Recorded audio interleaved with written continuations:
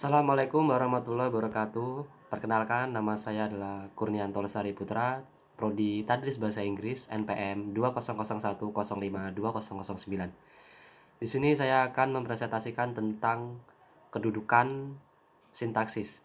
Apa itu kedudukan sintaksis? Ya, kedudukan sintaksis itu merupakan cabang linguistik yang membicarakan hubungan antar kata dalam tuturan speech atau kata yang keluar dari mulut. Unsur bahasa yang termasuk di dalam lingkup sintaksis adalah frase, klausa, dan kalimat. Kedua bentuk komunikasi ini tentunya membutuhkan keterampilan berbahasa yang memadai untuk menghasilkan sebuah komunikasi yang efektif dan efisiensi. Dalam berbahasa akan sangat dipengaruhi oleh keterampilan berbahasa, khususnya keterampilan dalam penyusunan kalimat yang akan digunakan untuk berkomunikasi.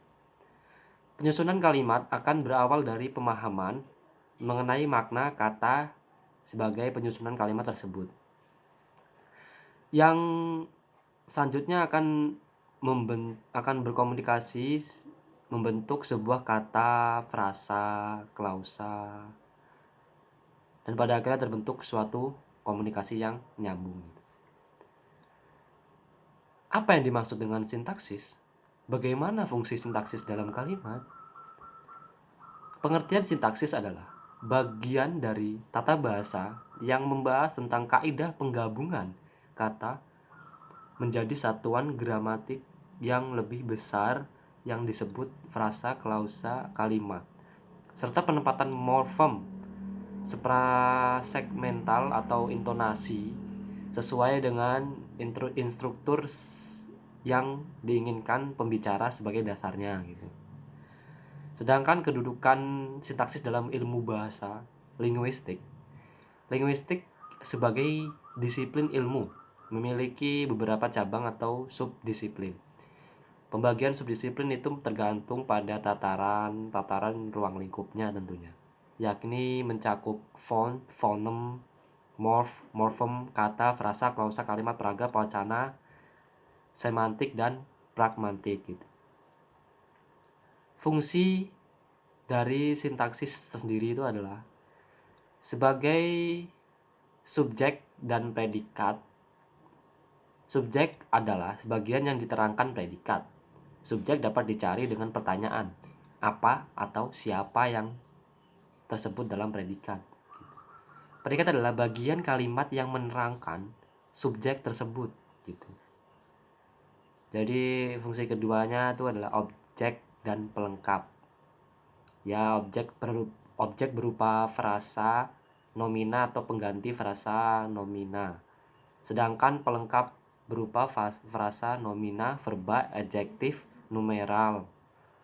Terus yang ketiga adalah keterangan seperti bagian dari kalimat merupakan habis subjek, predikat, objek, keterangan biasanya. Seperti itu. Apa itu frasa? Frasa dapat dihasilkan dari perluasan sebuah kata. Sebuah frasa dengan perluasan tidak menimbulkan jabatan atau fungsi lain sehingga tidak melebihi batas fungsi semula. Jika perluasan itu ternyata menimbulkan jabatan fungsi baru atau membentuk pola subjek predikat, perluasan itu sudah menjadi klausa tentunya. Contohnya itu adalah kayak karya sastra, itu frasa ya. Karya sastra indah, itu frasa.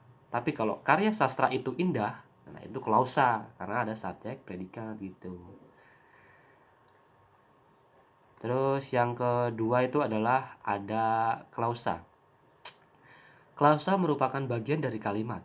Kalimat memiliki unsur objek dan predikat, tetapi tidak mengandung intonasi, jeda, tempo, dan nada tentunya. Klarifikasi klausa. Ada 5 dasar yang digunakan untuk mengklarifikasi klausa. Ketiga dasar itu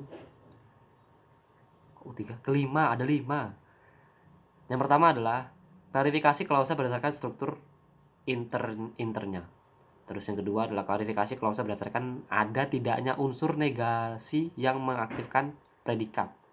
Klarifikasi klausa berdasarkan kategori frasa yang mendukung fungsi predikat.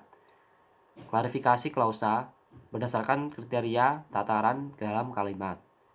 Klarifikasi klausa berdasarkan potensi untuk menjadi kalimat kalimat tersebut. Pertama, klasifikasi klausa berdasarkan struktur internya. Itu adalah klasifikasi berdasarkan struktur internya mengacu pada hadir tidaknya unsur inti klausa, yaitu subjek dan predikat. Seperti itu tentunya ya.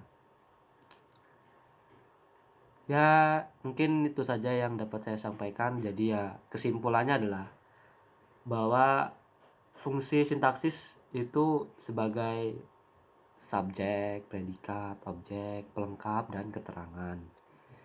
Sintaksis terdiri dari frasa, klausa, dan kalimat. Oh iya, kalimat. Kalimat itu apa?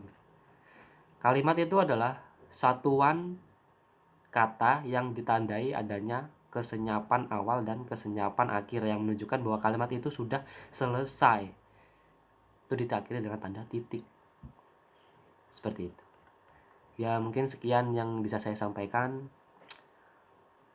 Jika ada kesalahan mohon maaf. Saya akhiri. Wassalamualaikum warahmatullahi wabarakatuh.